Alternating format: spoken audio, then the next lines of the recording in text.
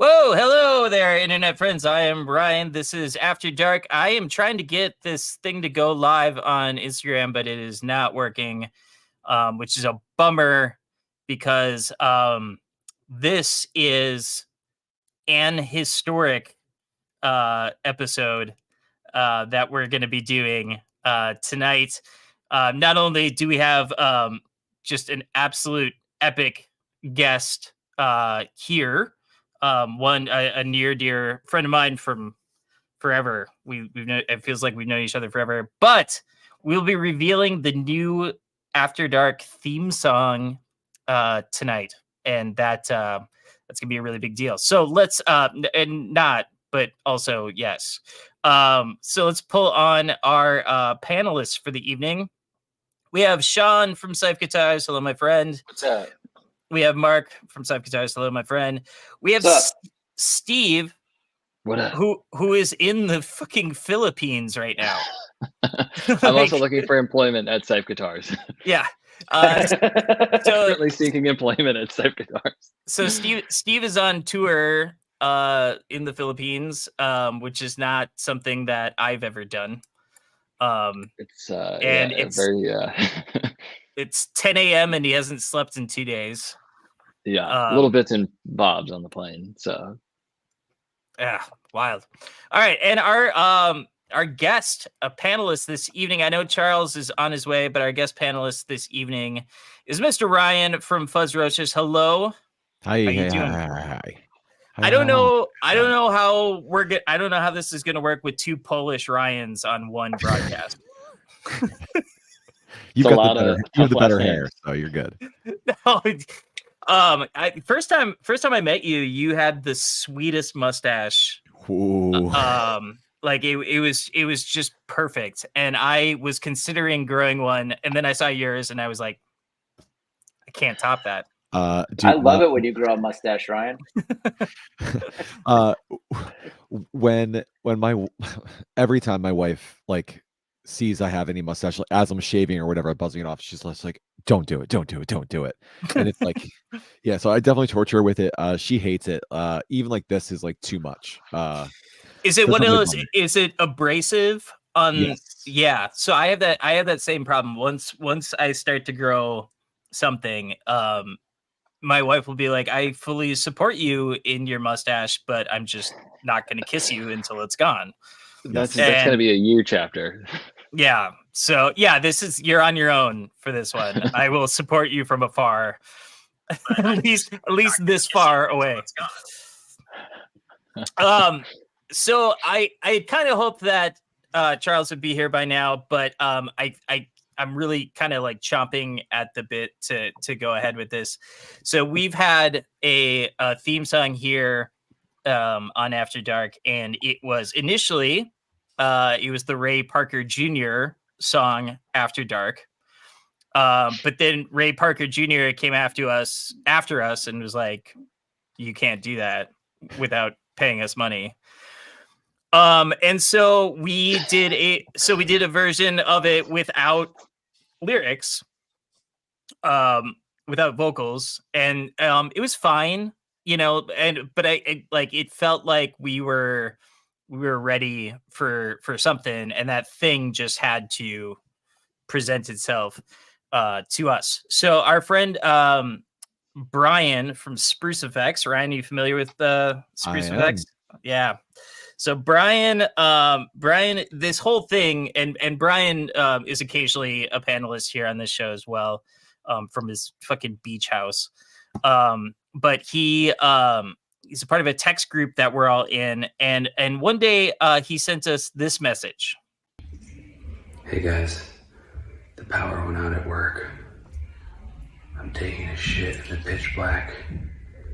It's really, really fucking scary. And like at that moment, like I don't know how inspiration hits you guys, but like with me, it was like the sky just like opened up, and I knew like what my purpose in life was once I heard that message. And so without further ado, here's our new theme song for After Dark. Hey guys, the power went out at work.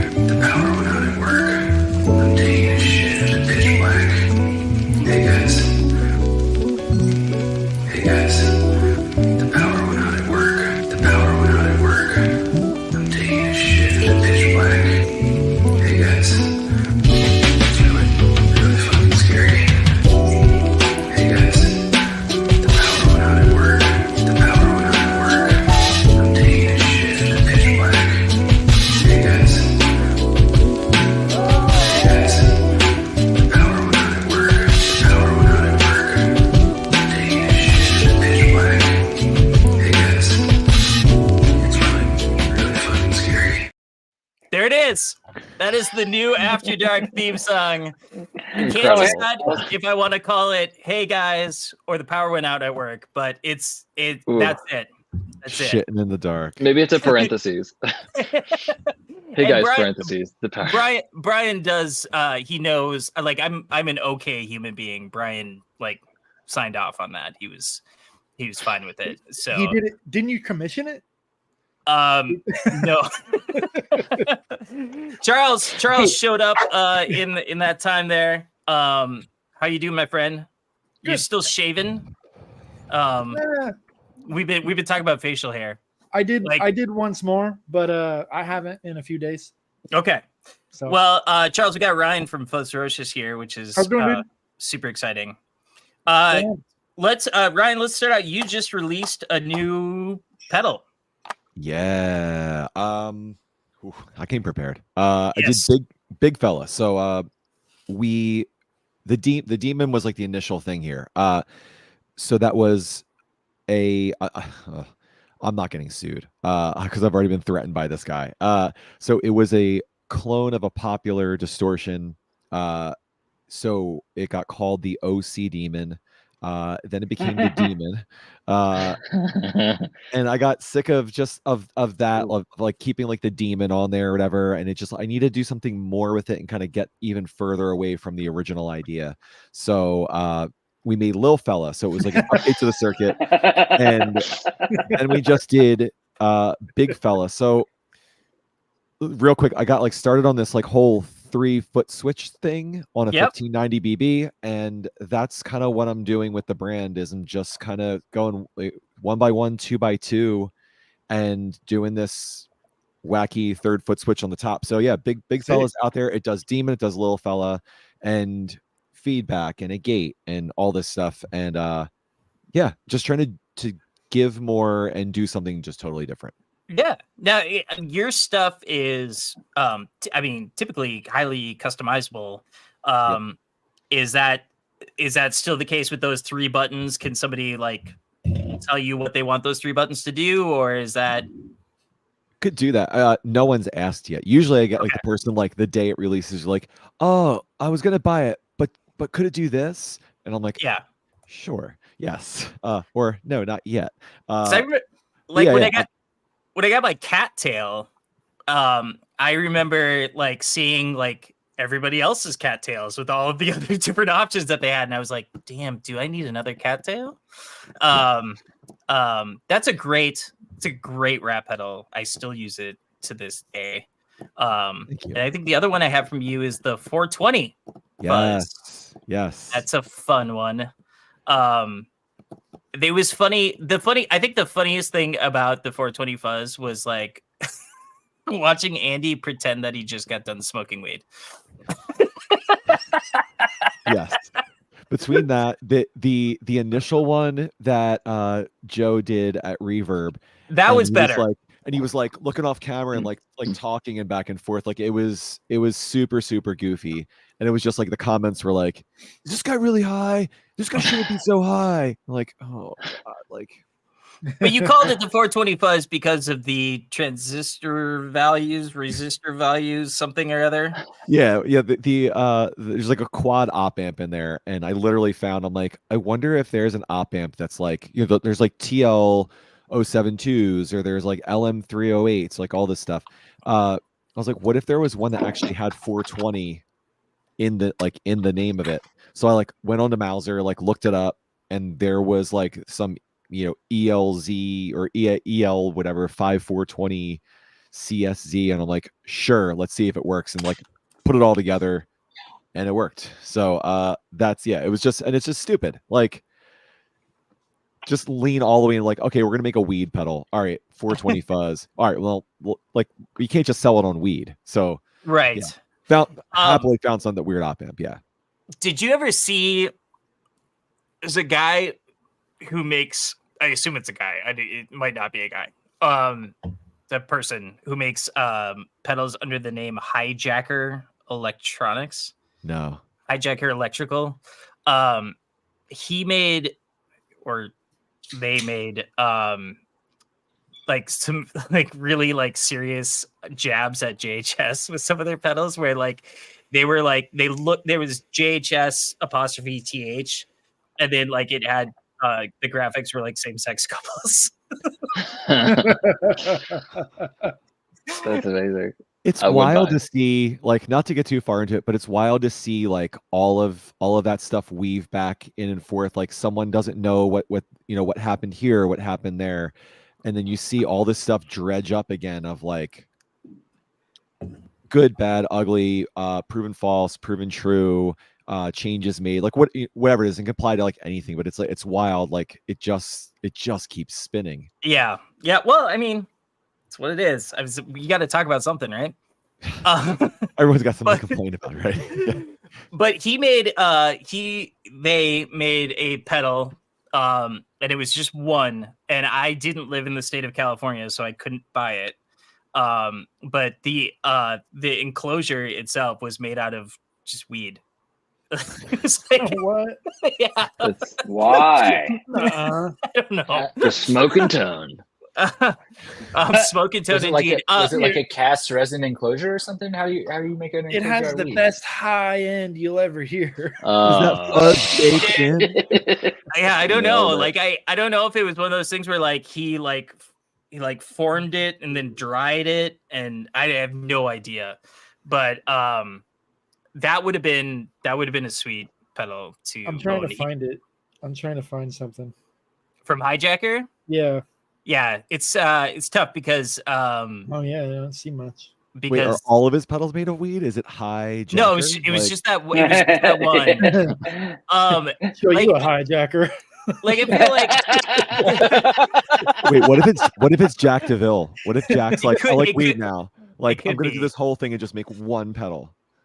man, what is Jack DeVille doing these days besides eating steak and shooting guns? Hijacking. Jack? Oh man. A quick decline. By the way, the Instagram Not the Instagram feed decided to work, so we'll probably have to show that. Yeah, I don't see any. Damn, I can't find it.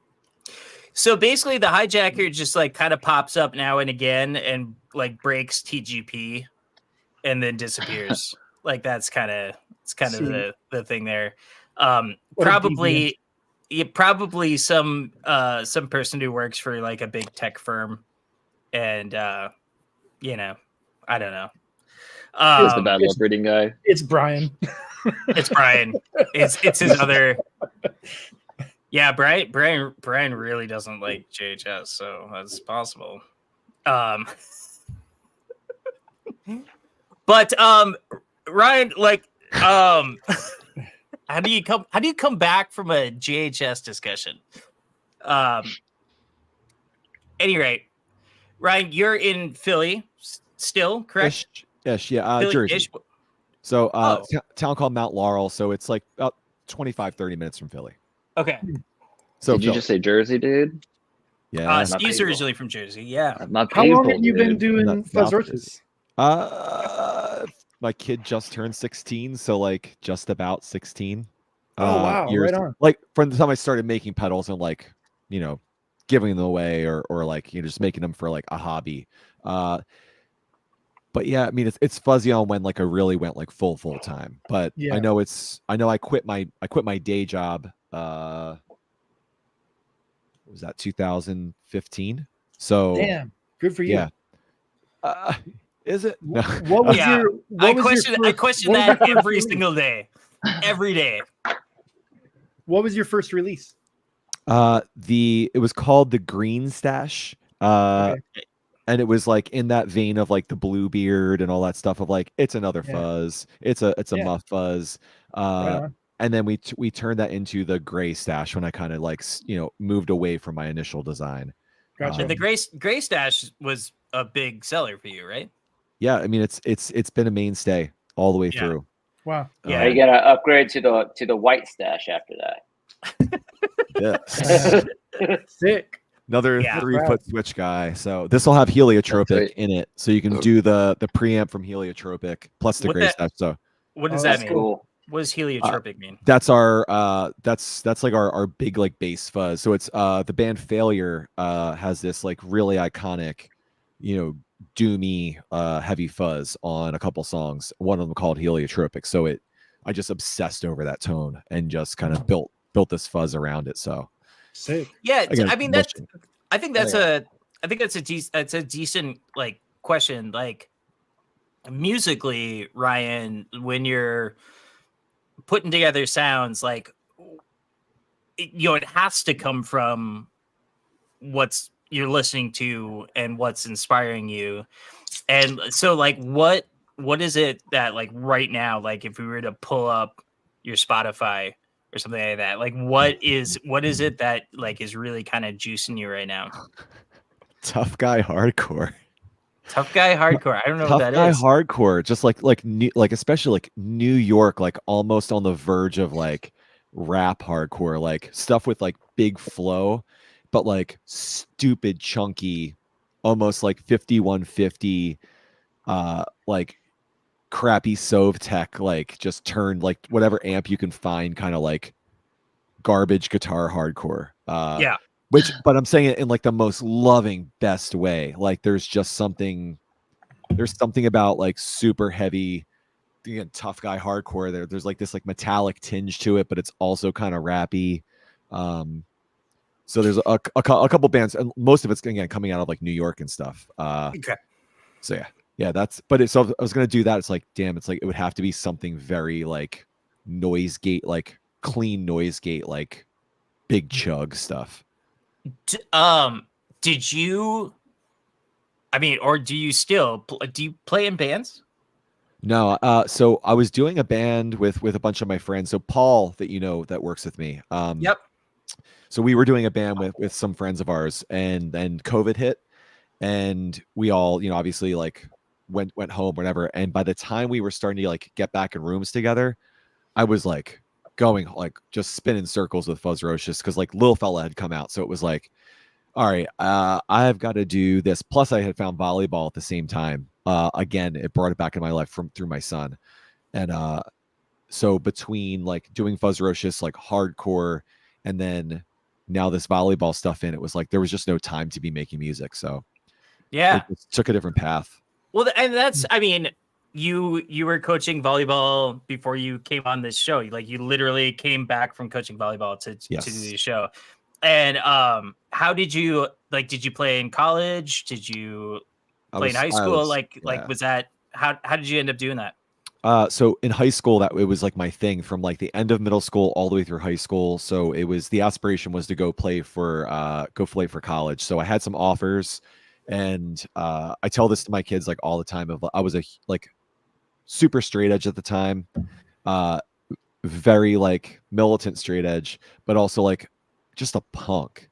So like I went to go like meet this coach up in at East Stroudsburg, and he was like, being pretty firm with me, and I was just like, whatever, and left and was like, yeah, I don't want to go there. And you look back now, you're like, what the fuck were you doing? Right. Like, you had this opportunity. So my coach and I really didn't get along in high school, and it really just set me on a path of like just negativity towards it. So I should have played in college, and I look back now, you're like, kid, you should have made a better choice. But so yeah, I didn't play for a really long time. My son got me back in. Is he also tall? Because you're not a short man. He's getting tall. Yeah, he's not like He's undergoing the procedures. Yeah, when I was his age, I was definitely taller, but no, he's getting there. He's definitely lanky, that's for sure. Yeah, we got that in common. Yeah, that's sweet. Let me see here. I have a question for you from one builder to another. You've launched a lot more pedals than I have, and I'm kind of navigating something right now, and maybe you've run into it before. I want to update one of my pedals and do like a V2 thing. Yep. But it seems tricky. Like with V1 units out there, I don't want to screw anyone and be like, hey, here's V2. I know you just bought a V1. Like, have you run into that before or done that? Like, do you discontinue it first and then wait a while? Or like, I don't know how many dealers you have, but like, how does that play out? So how long has V1 been out?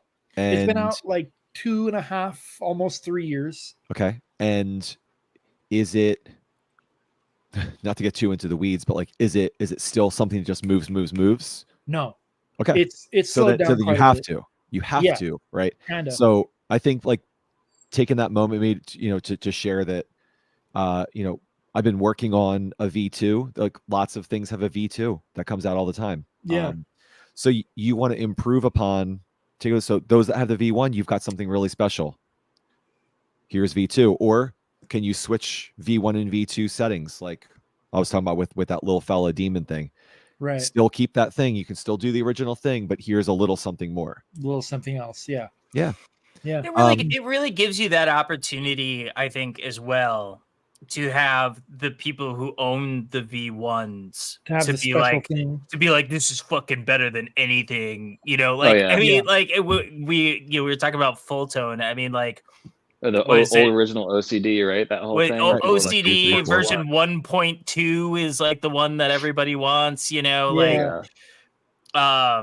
Or Yeah. rats, like rats from a certain like era or whatever. But like, Yeah. it really doesn't. The big thing is like it really doesn't matter because you can pick up 2 of any of these older pedals and they just don't sound the same. So Yeah. like you find your Yeah. mojo and whatever the hell that is. But man, like you're never gonna make everybody happy. Yeah, it But if it seems like makes the you- right time. Like we're just about to hit 1,000 units on V1, Nice. but I've made it so much better. So And you give that to them, and you yeah. give it to them at the fair price. Like yeah, we're not going to break the bank to do more. right. or it's you cool. hike it the fuck up. Hike Right. it. I can Bingo. way the fuck up. Way better, way more features. Here you go, double the price. Slightly larger enclosure. Or we're talking. smaller. Usually they go. Or usually smaller. V- Actually, smaller. usually would be better. V2s go smaller. I This just is heard what you about do, this guys. really cool 3-foot switch idea. Maybe I'll throw. Where did that come from? Get one. Okay, this is- Get one that you can kick from the side instead of on top. Really You throw take a one couple of the V1s you have, you put them on reverb, you Josh got it, you put them up for like $1,500, and then you release the V2. So people are like, man, but the V1 is better. So then they Yeah. sell out the rest of the dealer stuff.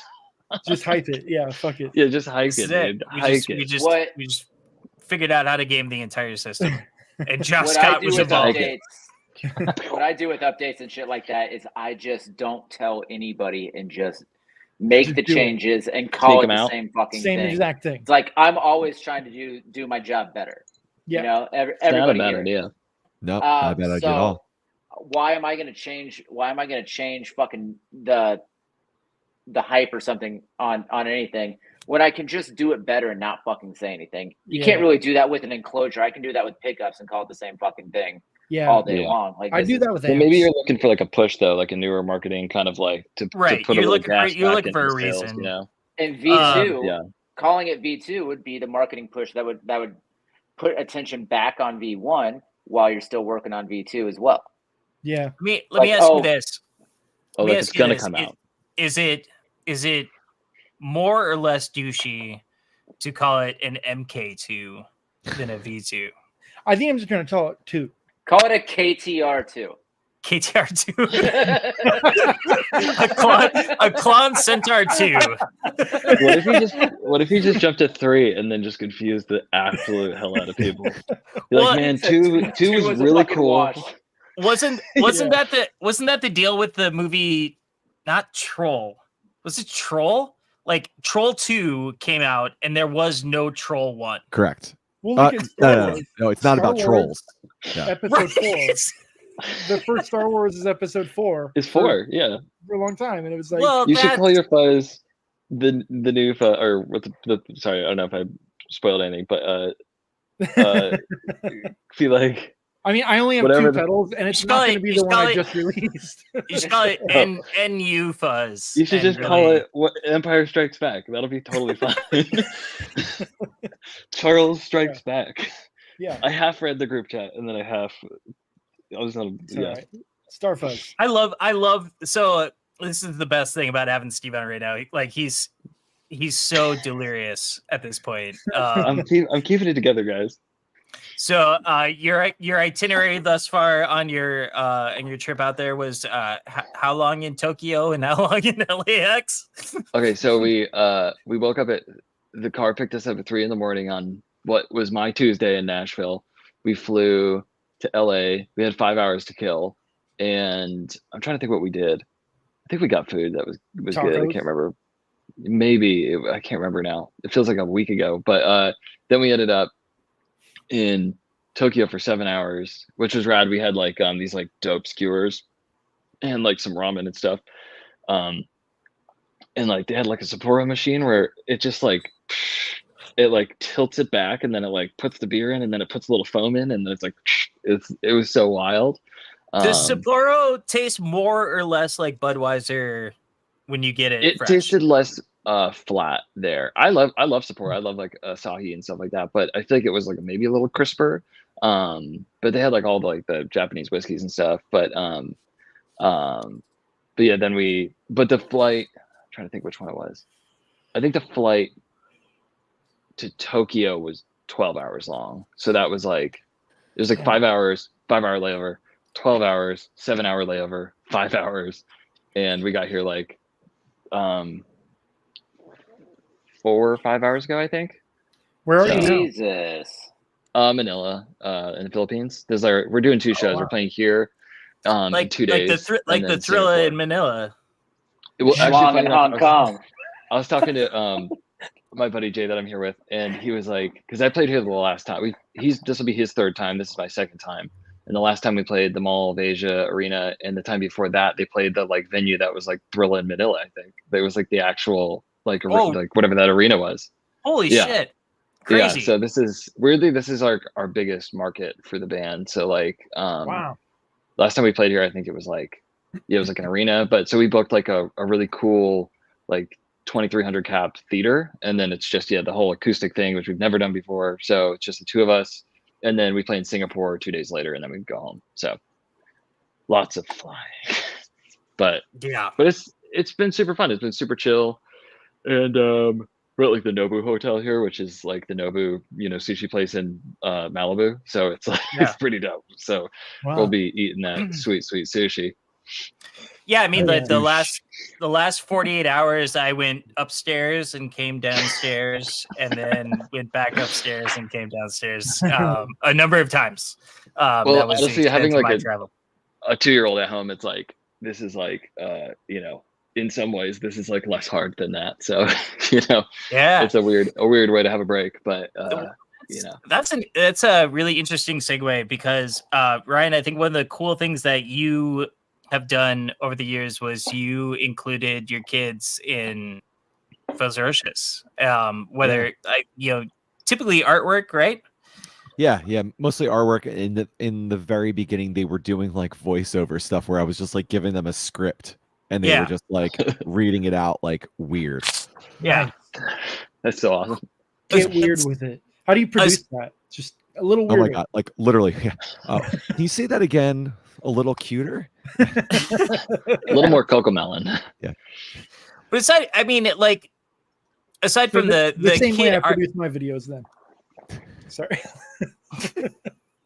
aside from like the kid art, who does most of like the really, really like intricate type art that you have on your pedals? Because that's to me like that is one of the things that like really kind of sets you apart from everybody else, where you're like, I want Boba Fett on my fucking little fella.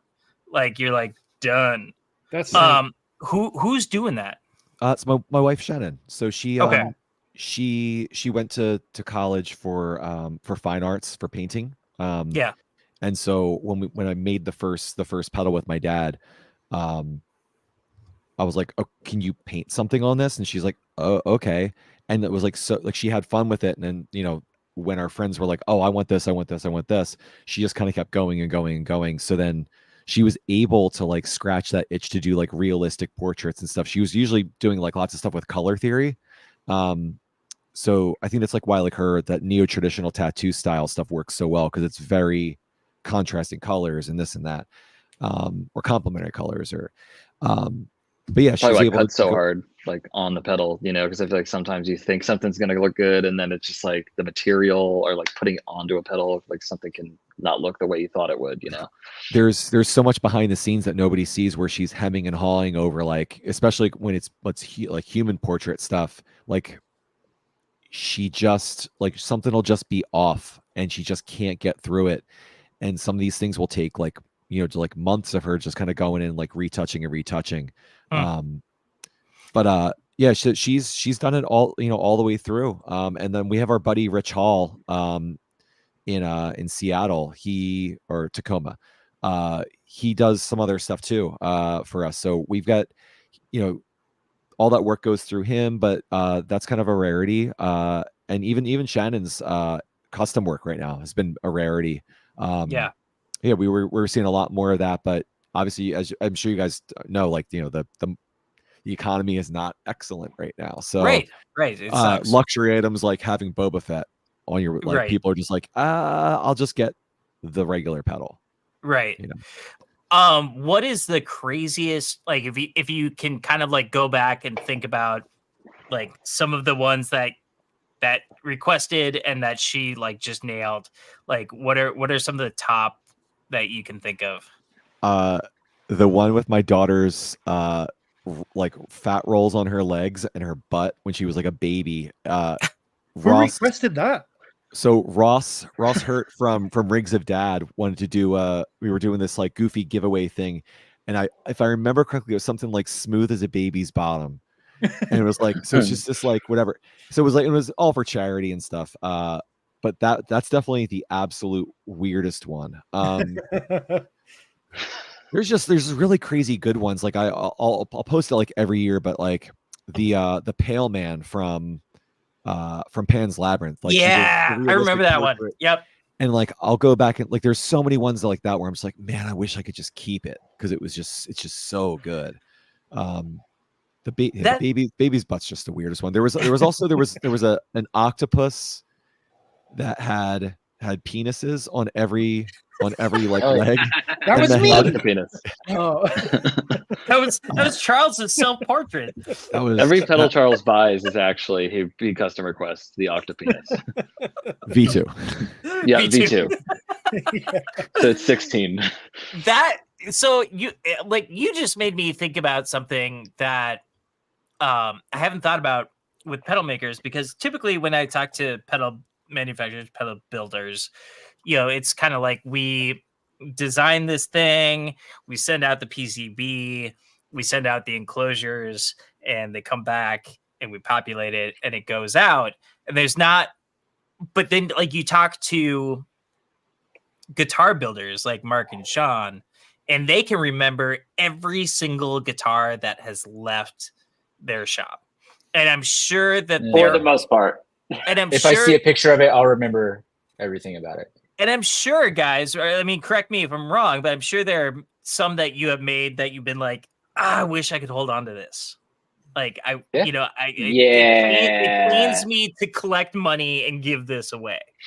I've been looking at there's one going out this week that's like I've been looking at this thing like all day today. I'm just like, I don't want this thing to fucking leave. We haven't even told the guy it's ready to go yet. Like, just make another one. Just a little worse. And so yeah, I mean, like it just V2. Like when I heard you talk about that one pedal, I mean, like when you guys are doing one-off stuff, you know, and like there have to be those ones where you're like, oh, it sucks to put this in the box and send it away. Yeah, take a photo. That's about it. Oh man. Yeah. Wild. And it's cool because like I feel like that's kind of a lost art, I think, in the pedal world. Is the hand painted stuff. You know, like you can go back to like the ZVEX stuff, which was cool. Like the hand painted ZVEX stuff was cool, but that was also, you know, like that. Then it kind of came to a point where like it was hand painted, but it was still a template. You know, like it was slightly unique. And then I feel like Pine Box Customs kind of came out for a while, doing some really wacky and really artful hand painted stuff, and he is now screen printing pedals for everybody. Yeah. So, you know, like the fact that you guys have really kept going with that is really kind of a lost art, and I think it's really cool, and I commend you for continuing to do it, because it's such a labor of love, I think. Yeah, it is. Like, you know, the amount of time, the time that Shannon could spend, especially on something that's custom, versus the time that I would spend, she spends way more time.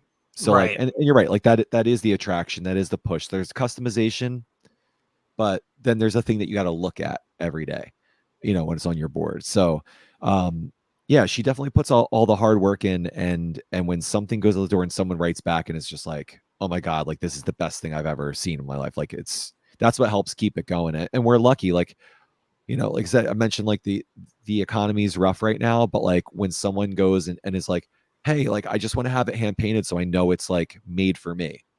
I'll wait 3 months. I'll wait 4 months for it. I like that one. The Rat King. I like it with the tape. Yes. one of my old cease and desists. Did you get it? I just collect them. Oh yeah. Well, you got a cease and desist on that one? Oh yeah. From Proco?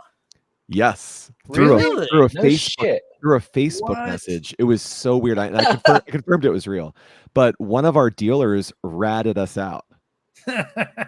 Literally wrote to like wrote to the Proco reps to say, you know, these guys are making this thing called the, you know, it's a clone of your pedal. You know, it's like an improvement, but like, you know, they're calling it the rat tail.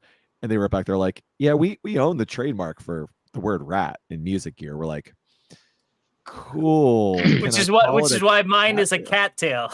Yes. Yeah.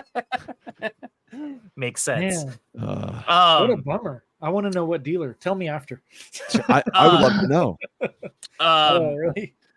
That I was working with Matt Hall when our Lord and Savior decided to cease and desist him. And that was a wild experience. Did he write the letter personally? He did. I wish I could read that. Not only that, he sent letters to all of their mutual dealers and said, "It's him or us." Wow. Ooh, Yeah, that's dark. I mean, yeah, no, it was. I don't know. I don't know if I should be talking about it. Probably not.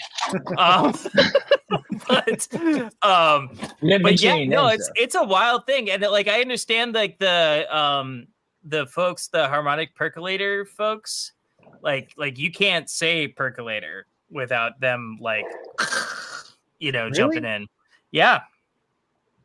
Seems like in like a time like now, like the whole, like I just saw another thing, like this is maybe a tangent, but Ryan, I think I sent you the photo of that like like the Behringer Neve compressor, and then I just saw a buddy in LA post about like Acoustica copying the Sound Techniques desk, but like didn't use their name on it. And I was like, but hasn't everybody been doing that like forever with like the going back to the pods and the like orange or like not crush amp and like where's the line with that stuff? I think the way and anybody who knows more than me is welcome to shut me up at any moment in time. But I think the way you kind of get away from it is, you know, saying it was inspired by this, it was an adaptation of this, it was, and Uli Behringer doesn't use that language. Uli Behringer is like, this is an exact replica of that thing, and I made it in some country that you can't touch me in, so I'm gonna do it, and people buy it. My whole issue with Behringer stuff is that I've never really had anything that I've been like, this was worth it. This is great. Like, this is great. This is a life-changing experience. This sounds, like I Yeah. think to a degree, Steve, I think like if you bought that, yeah, you would feel it in the back of your head every time that you used it, knowing that it's not a Neve compressor. I think that with some exception of like, I'm not going to say the other brand that does very similar cloning, but also like, I mean, like, I don't know what the deal is with like a BAE company that's super well respected. Those are just exact copies of Neves. And I think those started as like, I'm pretty sure they were like, I think Jason's got a rack of them where it's like, maybe they were old Neves that were fixed up. And then they were like, then he kind of made his own company or whatever. But like, all right, whatever. I have like the warm audio ones, and I think those sound great. And I'm like, I'm definitely in the space where I'm like, I at the time could afford them, so I bought them. And I feel like I'm sure there's things that sound better, but I have a I have a warm audio Pultec, and it's okay. So this would be an interesting discussion to have with Jesse from 29 Pedals because of his history working with Manly and just kind of his history with vintage gear and stuff like that. He doesn't like warm audio at all. And when you really press him on it, it's because of the particular factory that they make their products in. Where if you were to bring up something like Avantone, who does very similar stuff, he's fine with Avantone because they make their stuff in a better factory in China. And all I know is that warm audio in the world of studio gear is not very well respected. So I think it's like, I feel like it's, I mean, I remember like the early stuff, right? The orange stuff. And I was like, I don't know about that, but yeah, I think I just kind of rolled the dice on that preamp I have. And I was like, sounds good to me. And we have one at the bigger studio, and it's right there up against other like old, like those BAEs and stuff. And it's like, I use it and I think it sounds good, but it's like, but it is that kind of, I think we're just in this time now where it's like, I mean, dude, I'm gonna go pay $4,000 for one channel of like a Neve or someone who calls it Neve or like whoever, like it's not even Neve, AMS or whatever. Like, it's just all so out in the weeds where you're like, is that really gonna sound better? Or like, I don't know. I think that is the reality of like the consumers right now, and like guitar players and engineers and like people that, and it's tough to kind of combat that. And I don't know how you really do, like I don't really know like how you still find your niche and like and make sure you're still doing something that's like different enough that like but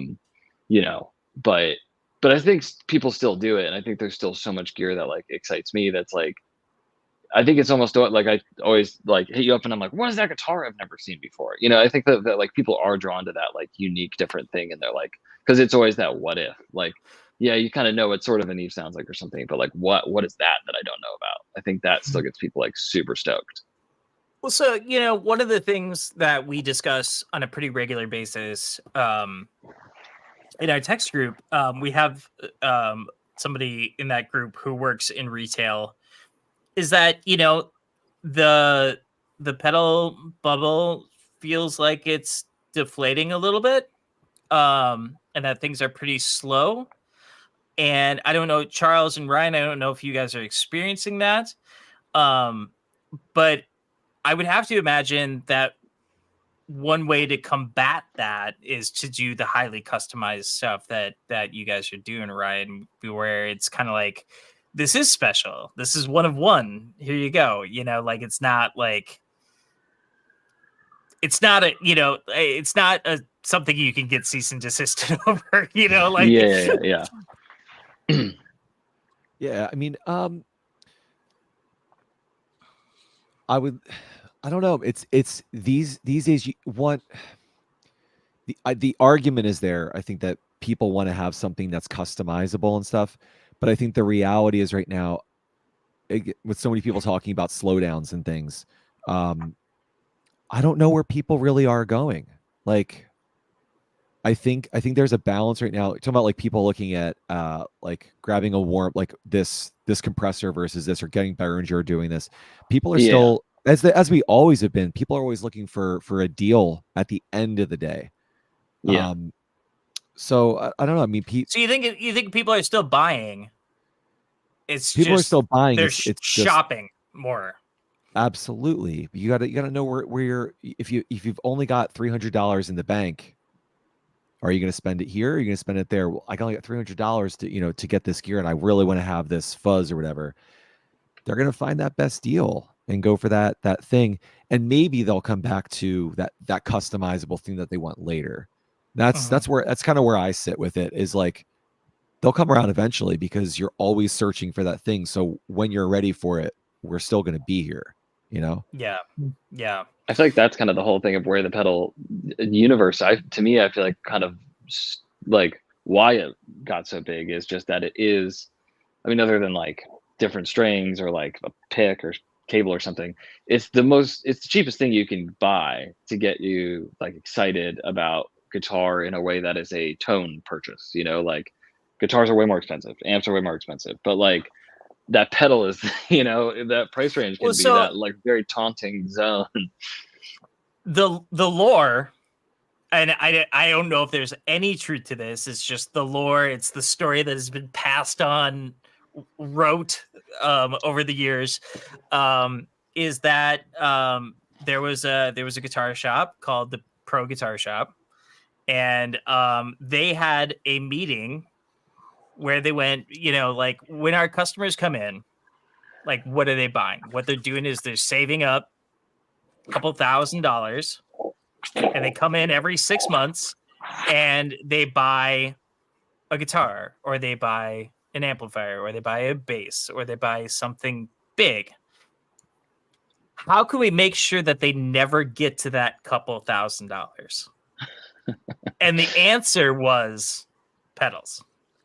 And so, again, this is lore. It was that, they went all in on pedals, and that was kind of what erupted into where we're at now. But then also, like, I was working in distribution during COVID, and at the beginning of COVID, we thought we were going to go under.